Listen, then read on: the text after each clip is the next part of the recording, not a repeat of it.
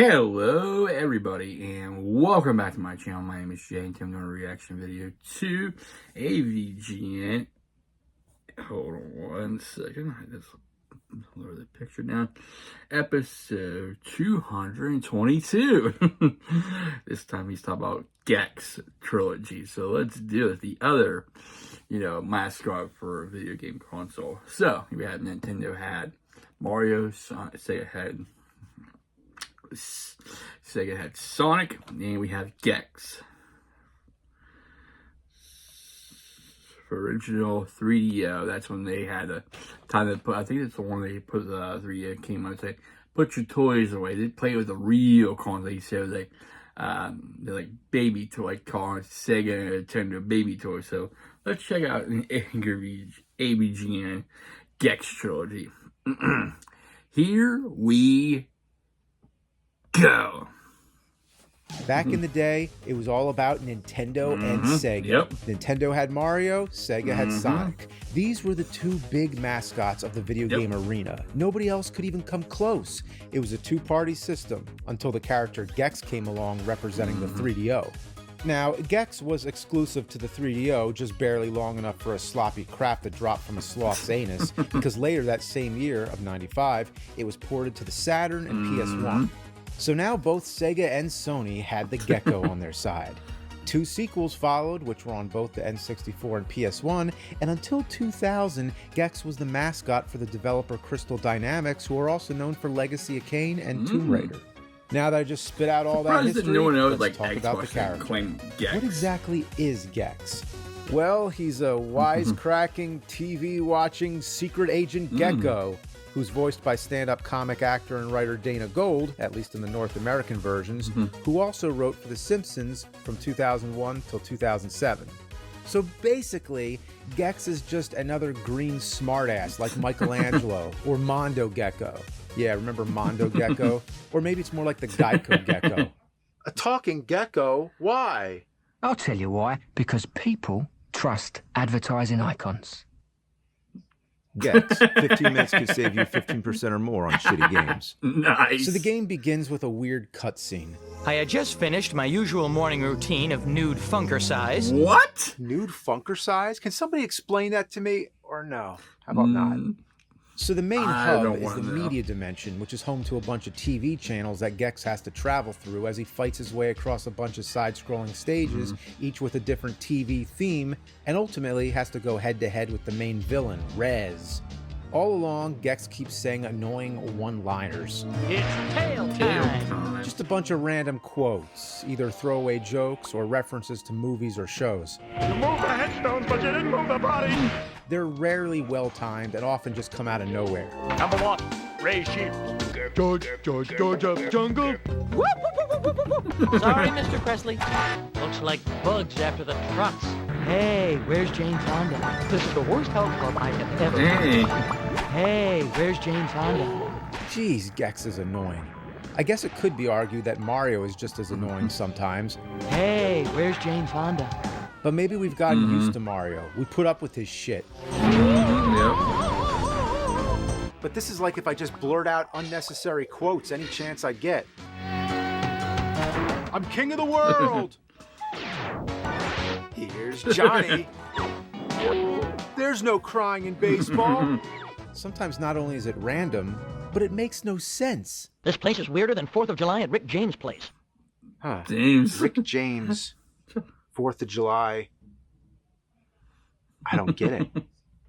So, I've played the 3DO, Saturn, and PlayStation versions, and they all seem identical. The first stage is horror-themed, clearly, where you fight Franken lizards and Leather Jason Face. Yeah, Leather Jason Face. That's fun to say. Try it. Leather Jason Face. Yeah. Wait a minute. Pull down while jumping? Can you pull down the D-pad? The only thing I can think of which means pull down is when you pull down your pants. I think you mean The push biggest down. question is which one of these games is the easiest to save, and I still don't know the answer. In the 3DO version, I died and gave up on the cemetery stage before I ever found a spot to save. But you can save on the memory card. The PS1 version you'd think would be simple, just save to the memory card, right? But no, it has a password. and they're really hard to read. Is that a D or an R? Yeah, that's a good question. Maybe it's better on a CRT TV. But man, it sucks having to re-enter the code every time you lose all your lives. That's If you keep just dying, dumb, like I did, you know? you'll eventually find yourself entering the passwords on pure muscle memory, like you're punching in the Contra code.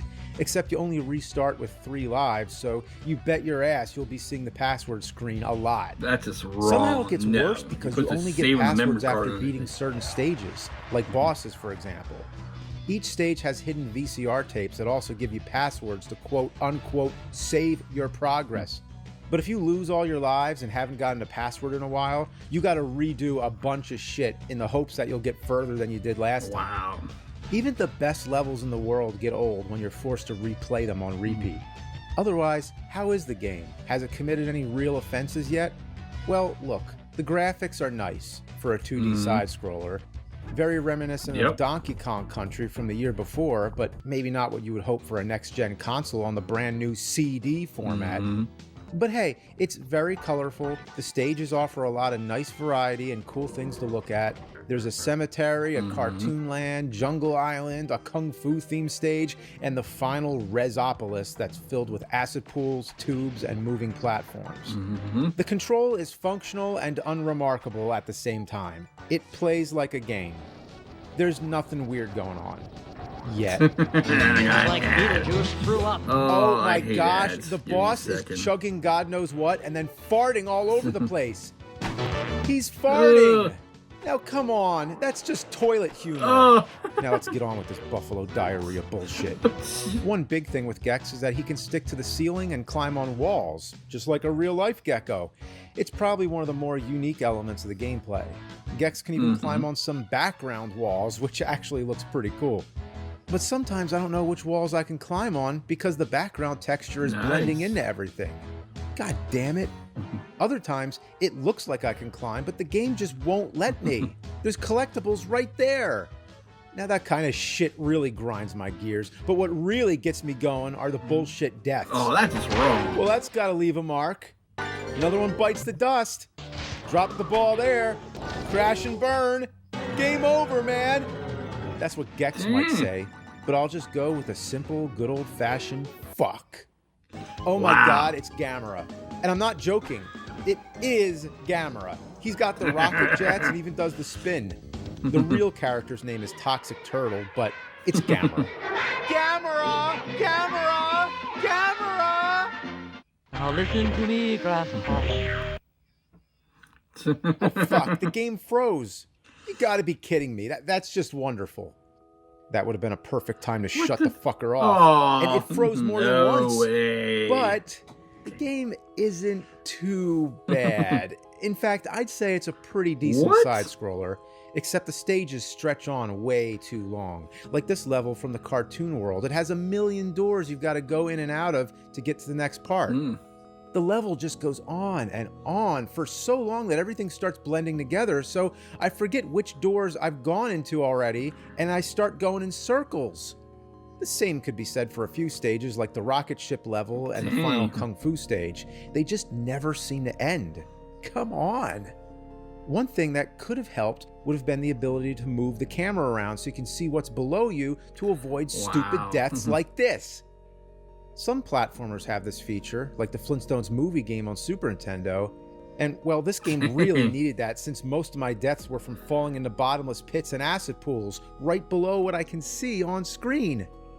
But probably the worst part is still the passwords. Not just having to enter them, but trying to make it to the next password. Nobody likes having to redo the same shit over and over. Also, the one-liners are really out of hand. By the end of this, I must have heard Gex say Wilma 100 times. Wilma! Yeah, speaking of Flintstones. But hey, at least you can turn the voice lines off. And believe me, I looked. But you know what? Actually, the most annoying thing of all is the final boss, Rez. Hey, it's Darth Vader's younger brother, Myron. You have to keep jumping across TVs, grab the power up to damage him, keep hanging on the wall, keep dodging shit, and every once in a while, you get the chance to hit him. It's a marathon, but afterwards, you get a funny ending. You're the greatest. I think you deserve a medal. You kick butt. I think you are the epitome of all things great. You are the best gamer in the history of the state. No, more like the country. Oh my god. Actually, the best in the history of Earth. Yeah, the States. Of Earth. This goes on Wow. for over 7 minutes. I would make a joke, but it already is a joke. And we have 2 more 7 games to minutes, go. oh my So God. up next is Gex 2, Enter the Gecko. This is the first 3D Gex game. It tried to copy Super Mario 64, as it seemed every game at the time did. And as I mentioned before, it was released on both N64 and PS1. Even Windows and Game Boy Color if you really want to dig in. It's enough to make your head spin. So between the 2 consoles, I'd say in the PS1 version, the graphics are a little more crisp. You can read signs easier, the collectibles are cleaner, and the lighting looks way better. It also has an opening cutscene, which doesn't happen on the N64, probably because it's on a cartridge. The one-liners don't seem to repeat as much either. All right, boys. Phases on stun. But that's only because they had to cut a crap load of them and some music to fit the whole game on the 64 card. Oh, and the save system on PS1 is better. So, with all that said, let's play Gex 64. First annoying factor is the confusing navigation. Nice. The stages are designed like Mario 64, where each one has multiple objectives and you can only accomplish one thing per playthrough. I mean, it is Gex 64, so what else were you expecting? In Mario 64, you're collecting stars. In Gex, it's TV remotes, but it's the same idea. The problem is that it's less clear where you're supposed to go, so you just run around aimlessly until you accidentally complete an objective or find a remote. The camera is the biggest problem of all. It just swivels all over the place. Hey, I can't see! Oh no. Fuck, did you see that? I was in the middle of a jump and it moved. The camera is not your friend. It's like, hey, I need some help here. That's oh, bad, fuck bad you. camera. See ya. But you can change it to manual. Now you have more control. That makes it a little easier. The aesthetics are fun. It has a playful style, making references to Bugs Bunny, Indiana Jones, Gilligan, James Bond, and Godzilla. Yeah, gotta love the Gexzilla nice. stage. There's even a room that's flooded by an overflowing toilet. Nice. Now, if I'm gonna call anything a shitty game, well, that just takes the turd.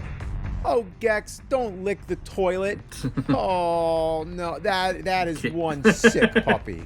I mean, gecko. Oh, and on the Kung Fu stage, the music glitched, and it started sounding like Gex took a hard shit in the garbage disposal.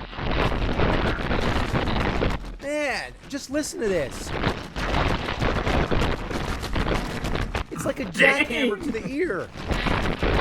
So I exited the level to try to fix it, and the game froze. Come on. On N64, on a cartridge? There are some incredibly long parts, like these doors, for instance. I don't know what you'd prefer to call this trope in gaming, but I'll dub it the Scooby-Dooty-Poo doors. It's when you have to figure out which doors lead to which doors through trial and error. It sucks. I don't like it. Both Kung Fu Theater stages have their problems, but the second one, Samurai Night Fever, is a real son of a bitch. There are so many moving platforms, so many tricky jumps, and all you do is fall, fall, fall. It sets you up for failure every step of the way. Even with the camera set to manual, the game just feeds you shitty anus angle after shitty anus angle. I'm in space where I can jump even higher, and the camera betrays me once again. How did I not make that jump? When you can't move the camera, the game makes this annoying choking sound. Almost like a cuckoo clock. It's just to let you know the camera stopped. I don't know. I mean, what the hell is that? It is a cuckoo clock. Glover did the same thing, but at least it had the courtesy to mix the bird chirps with the occasional fart and burp. Was this actually a trend at the time? Imagine if that happened in real life, if you turn your head too far and a fucking woodpecker showed up.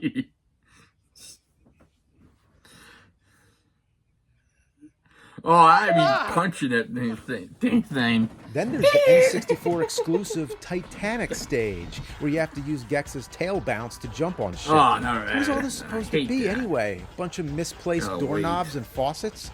Getting to the Yep. top of this thing is like trying to climb a crap house wearing piss slippers. I will say Oh, the final boy. boss is pretty cool. Rez is back, but this time he can grow bigger. Weird, creepy, and definitely something to remember. But after it's all done, there's no clever end scene, nothing like that, at least not on the N64 version. So, let's move on. Next up is Gex 3, Deep Cover Gecko. It's another 3D game, and like the last one, it was on both N64 and PS1. And between the two consoles, aside from all the usual differences, they have their own opening cutscenes.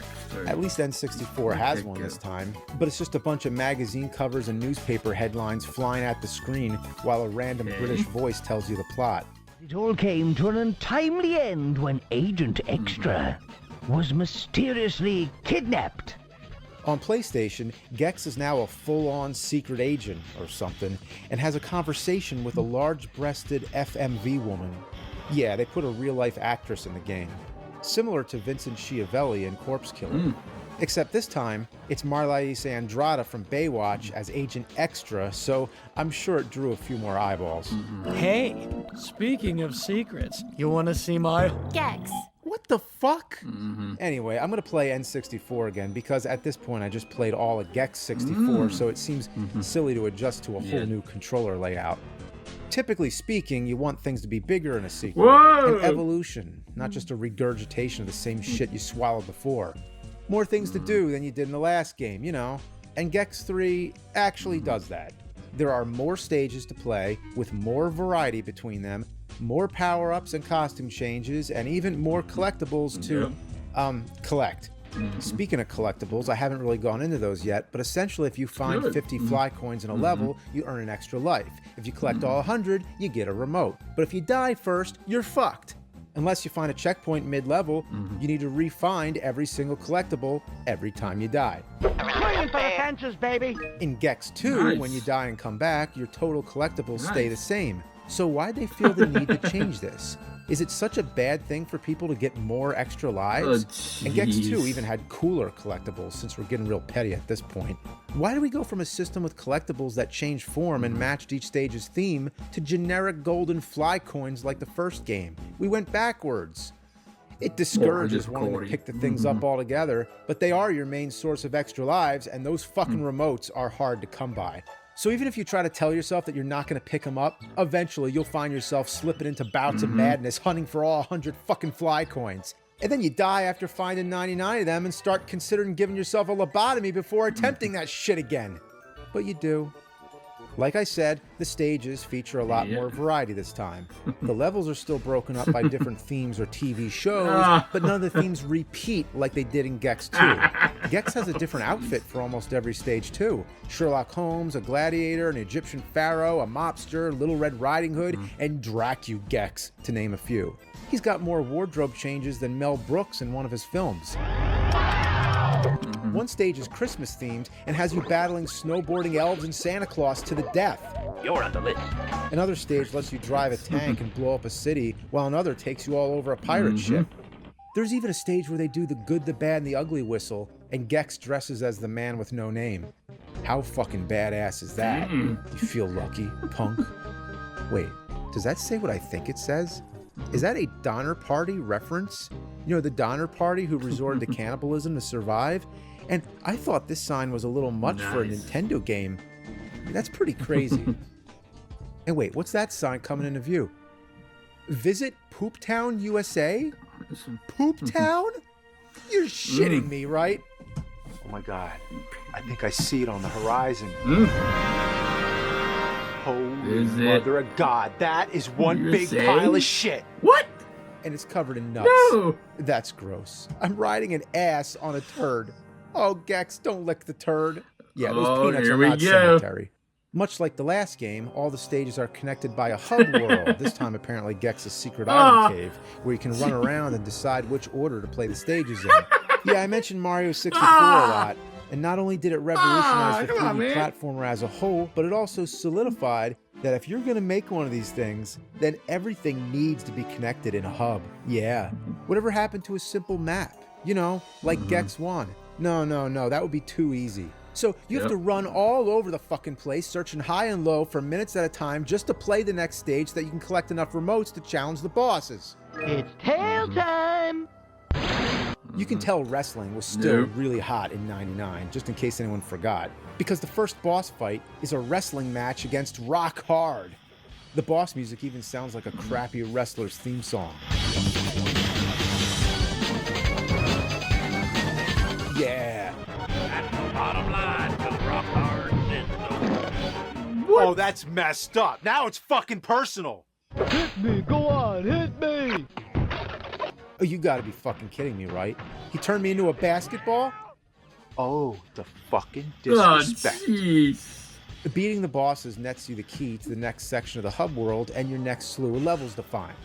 Besides Rez, the final boss, the only other major boss in the game besides Rock Hard is the Lizard of Oz. Lions and tigers and gecko shit, oh my! I wonder if Gex likes to wipe his ass with his tail. Anyway, he's dressed as the Tin Man for this battle. I hope he didn't use aluminum paint for the costume.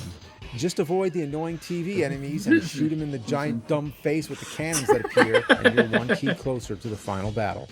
Gex 3 is actually not that bad. Sure, it's got some problems, but overall, I had a lot more fun than I was honestly expecting. I mean, yeah, I got lost pretty often, and I wasted more time than I'd like to admit, wondering where the fuck the last collectible is on this damn beanstalk. Oh, there it is.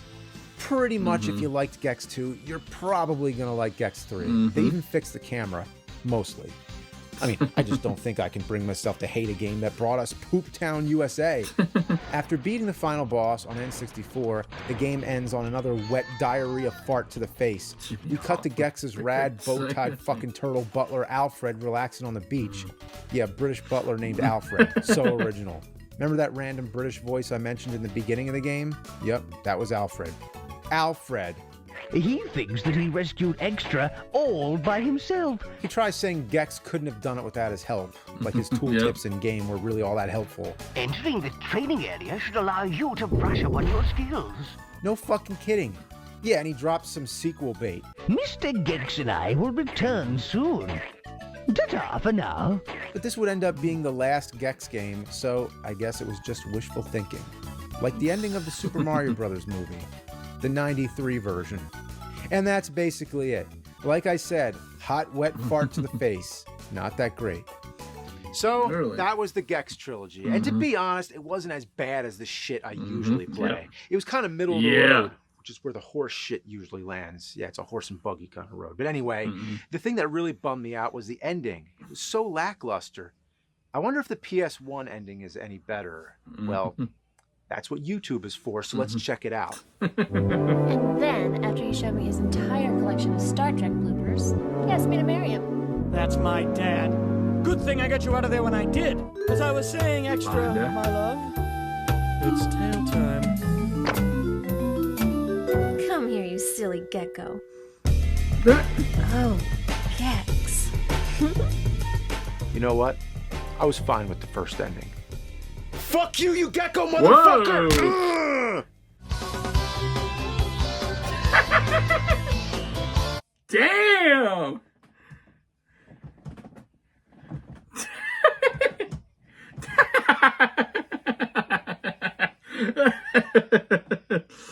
Oh, that was good. I enjoyed that episode. Hope you did too. I'm sorry about the ads popping in there.